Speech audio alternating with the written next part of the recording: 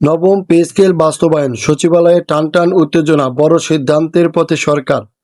বাংলাদেশের সরকারি কর্মকর্তা ও কর্মচারীদের দীর্ঘদিনের প্রতীক্ষিত নবম জাতীয় পে স্কেল নিয়ে এবার চূড়ান্ত পর্যায়ে নাটকীয় মোড় নিতে যাচ্ছে।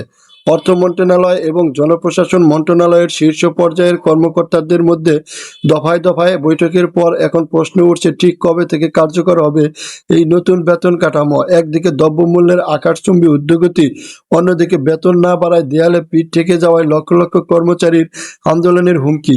এরই মাঝে অর্থ প্রতিমন্ত্রী জোনায়েদ সাকি ও শ্রম প্রতিমন্ত্রী নুরুল হক নূর সরকারের পক্ষ থেকে বিশেষ আশ্বাসের বাণী দিয়েছেন। তবে এই পবিত্র রমজান মাসেই আসতে যাচ্ছে সেই কাঙ্ক্ষিত গেজেট ঘোষণা। আজকের বিশেষ নিউজ বিশ্লেষণে আমরা তুলে ধরব সচিবালয়ের অন্দরমহলের সব খবর। গত 24শে ফেব্রুয়ারি সচিবালয়ে অনুষ্ঠিত এক হাই প্রোফাইল বৈঠকে অর্থ প্রতিমন্ত্রী জোনায়েদ সাকি অত্যন্ত স্পষ্ট ভাষায় জানিয়েছেন যে প্রধানমন্ত্রী তারেক রহমান ইতিমধ্যে এই বিষয়ে সবুজ সংকেত দিয়েছেন। তবে পুরো বেতন কাঠামো একসাথে কার্যকর না করে 2015 সালের অষ্টম পে স্কেলের মডেল অনুসরণ করে এটি ধাপে ধাপে বাস্তবায়ন করার কথা ভাবছে সরকার। সরকারের এই ধীরে চলনীতি কর্মচারীদের মধ্যে কিছুটা মিশ্র প্রতিক্রিয়ার সৃষ্টি করেছে। বিশেষ করে আইনমন্ত্রীর পক্ষ থেকে আসা কিছু বিরূপ মন্তব্য সচিবালয়ের পরিবেশে কিছুটা অস্বস্তি তৈরি করেছে, যা সাধারণ কর্মচারীদের মনে সংশয় জাগিয়ে তুলেছে। এদিকে মাঠ পর্যায়ে পরিস্থিতি আরও উত্তপ্ত। বাংলাদেশ সরকারি কর্মচারীর দাবি আদায় ঐক্য পরিষদ বসে নেই।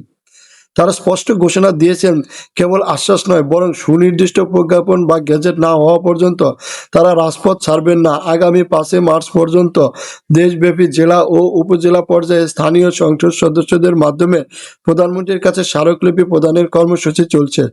এছাড়া রমজান মাস জুড়ে বিভাগীয় শহরগুলোতে বড় ধরনের সমাবেশের প্রস্তুতি চলছে।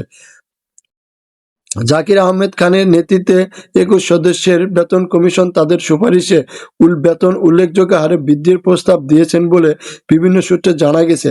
এখন দেখার বিষয় হলো আগামী 2026-27 অর্থবছরের বাজেটে অর্থমন্ত্রী এই খাতের জন্য ঠিক কত টাকা বরাদ্দ রাখছেন। প্রতিমন্ত্রী নুরুল হক নূর কর্মচারীদের ধৈর্য ধরার আহ্বান জানিয়ে বলেছেন, সরকার তাদের অধিকারের বিষয়ে সজাগ। তবে রাজনৈতিক বিশ্লেষকরা মনে করছেন, যদি পবিত্র ঈদুল ফিতরের আগে সরকার কোনো সুনির্দিষ্ট ঘোষণা না দেয় তবে প্রশাসনের চেইন অফ কমান্ডে বিশৃঙ্খলা দেখা দিতে পারে। বিশেষ করে উপসচিব থেকে শুরু করে তৃণমূলের কর্মচারীদের মধ্যে বেতন বৈষম্য দূর করা এখন সবচাইতে বড় চ্যালেঞ্জ। সচিবালয়ের করিডোরে গুঞ্জন চলছে, সরকার হয়তো খুব শীঘ্রই একটি অন্তর্বর্তীকালীন মহার্ঘ ভাতা ঘোষণা করতে পারে, যা পরবর্তীতে নতুন পে স্কেলের সাথে সমন্বয় করা হবে। তবে সবকিছুই নির্ভর করছে সরকারের নীতি নির্ধারণী মহলের চূড়ান্ত সিদ্ধান্তের উপর।